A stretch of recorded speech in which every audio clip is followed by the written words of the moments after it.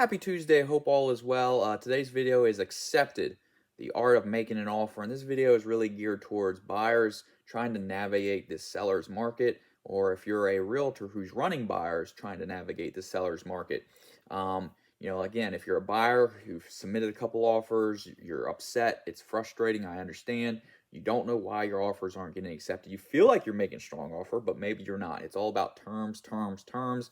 Or if you're a buyer preparing to enter the seller's market, you're getting your credit ready, you're getting your pre-approval done, you're about to enter the market, this is a great video for you. And again, like I said, if you're a realtor who's having some trouble getting your buyer's offers accepted, this is a great video for you to watch as well. It's all about a complete package deal of your offer. It's all about all the terms, and all the terms can be the difference between getting your dream home or missing out on your dream home. It's a very important video. Make sure you pay attention all the way to the end. Please like, comment, subscribe afterwards. I take a lot of time of editing. I take a lot of time in doing my information for the videos. And I don't do this for me. I do it for you guys. So with that being said, so the first thing we're going to talk about is your type of financing. Yes, this makes a difference. You have the three main types of financing is conventional, FHA, and VA.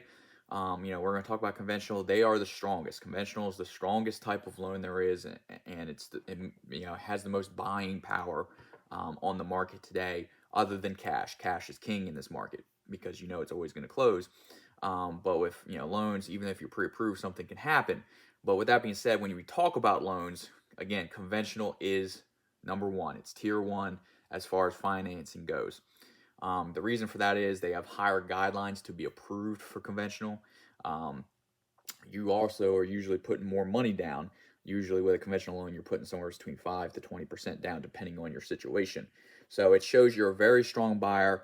It shows that you meet all these guidelines of a conventional loan.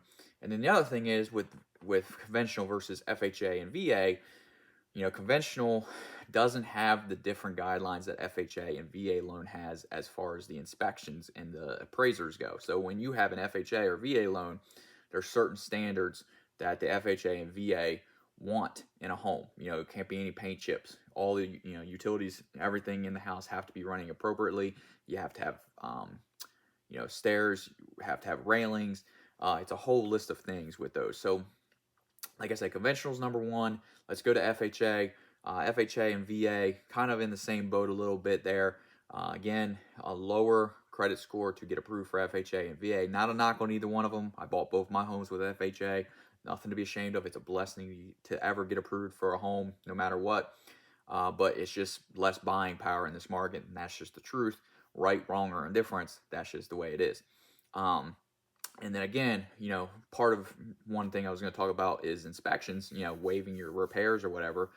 You can put in an offer as an FHA guy or an FHA person and say, hey, we're going to waive our repairs. However, if the appraisal comes out there and there's chip and paint, if they're missing railings, if something's not working, if the AC is not working, someone's going to have to fix that for the deal to stay together, or they're not going to approve your loan. Same with a VA. So that's something that a seller and a selling realtor is going to look at with your offer. So right, wrong, or indifferent, if you're conventional, you're going to have a better time and an easier time getting your offer accepted versus FHA and VA loans. The second thing is deposit amount. Okay, so you make a deposit, your escrow deposit, whatever you want to call it, at the beginning of the deal after the contract, after the attorney review period is over in the contract. You give your deposit amount, and it goes towards your down payment at the end of the deal. At closing, it goes towards that. And usually the buyer is able to get that deposit back if the deal falls through and no fault of the buyer, okay? If the buyer did everything on his end, there's something that came up in the inspection that wasn't listed on the seller's disclosure, that changes the way the house is or changes the value of the house, whatever the case may be, is usually the buyer can pull out of the deal and get his escrow back. However, with that being said, a higher escrow or deposit check also shows the seller and the listing realtor that the buyer is dead serious about the house. If for some reason midway through you get cold feet and you just want to back out, and you only put $1,000 in the escrow account or $1,500, that's not a lot of money to lose. So you could still back out of that deal and still be okay, losing that money and probably buying another house still. However, if your escrow or deposit check is $2,500 to $5,000, that's a lot more. That's a good chunk of change to lose for just changing your mind. If the seller does everything on his side to keep the deal together, and then you still back out, you could lose that money. So again, a higher escrow amount also shows the seller that you're serious, and it's a lot more likely to close. The next thing to talk about is inspections. All right, waiving your repair clause, waiving the repairs in an offer. Disclaimer: I would always do an inspection no matter what. I'm not telling you to waive the inspections. I'm telling you to possibly waive, depending on how much you love the house, possibly waive the repairs. Again, not telling you to waive the inspections. You should always do an inspection on your home, no matter what, because the home could be beautiful on the outside. It could be a flip. You never know. The investor just say, hey, let's just go over everything. Let's make it brand new. But inside, the house is falling apart, terrible foundation, leaks, whatever the case may be. You never know until you do the inspection. So you should always do an inspection. But you can waive repairs, which is something that a lot of people are doing. So you do the repair, you do the inspection, and then basically what you're agreeing to is whatever comes up in that inspection report is you're going to be, in charge of doing the repairs, or you're not going to ask for any repairs. It's just informational purposes. However, if something major comes up in the inspection report, then you could, ask for it to be repaired or ask for some money off.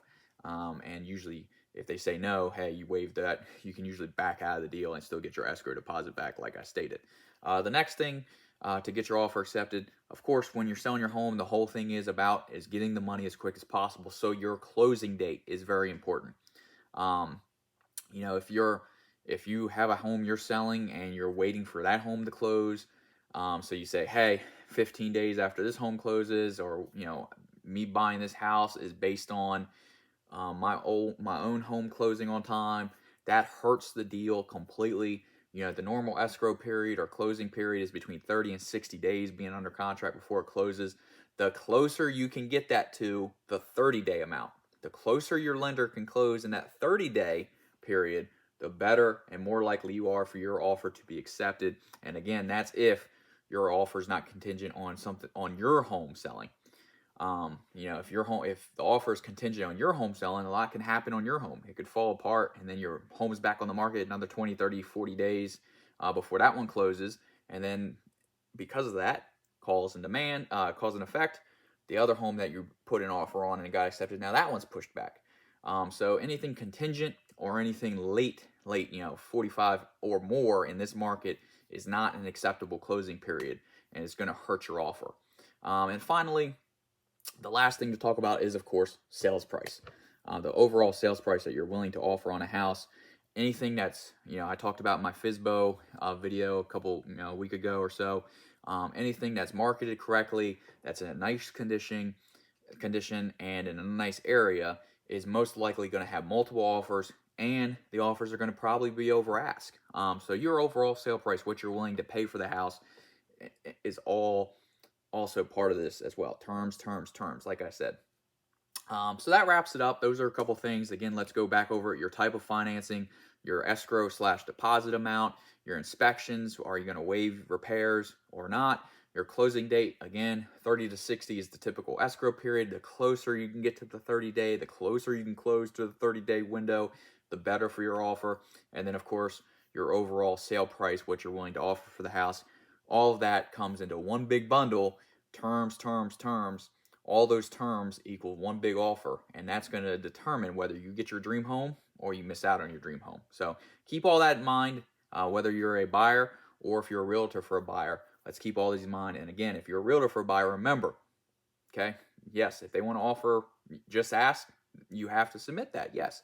But again, it's time to be truthful with your clients in this market, that they're wasting everybody's time with just an ask offer, and that's the truth. So until next time, appreciate you. Like, comment, subscribe. Thank you.